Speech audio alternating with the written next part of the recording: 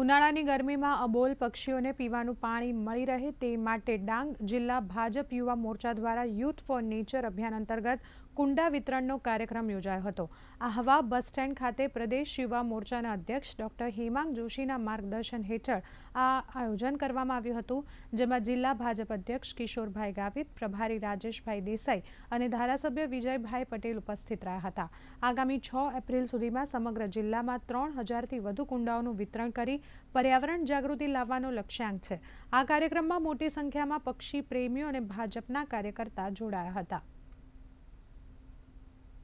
जे आवा बस स्टेन्ड खाते राहदारीओने आ पक्षीओना कुंडा वितरणनो कार्यक्रम राखीने एमना निवासस्थाने एमना विस्तारनी अंदर आ मूकवामां आवे, जेथी करीने पक्षीओने आ विकराल गर्मीनी अंदर राहत मळी शके ए हेतुथी आजे आ कार्यक्रम राख्यो छे।